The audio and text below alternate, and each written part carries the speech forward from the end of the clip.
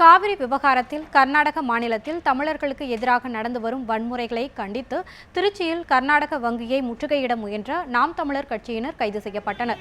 தமிழகத்திற்கு காவிரியில் தண்ணீர் திறந்துவிடப்பட்டதை கண்டித்து கர்நாடகாவில் பல்வேறு போராட்டங்கள் நடைபெற்று வருகின்றன. மேலும் தமிழர்களுக்கு எதிராகவும் அங்கு வன்முறை வெடித்துள்ளது.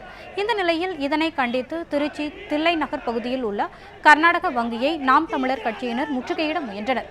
பின்னர் அவர்களை தடுத்து நிறுத்தி போலீசார் கைது செய்தனர்.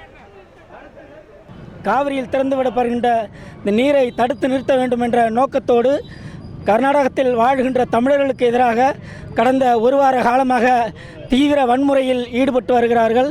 இதனை மத்திய அரசும் கர்நாடக அரசும் தொடர்ந்து வேடிக்கை பார்க்கிறது. இதனை ஒருபோதும் அனுமதிக்க முடியாது. உடனடியாக அந்த வன்முறையை தடுத்து நிறுத்த வேண்டும்.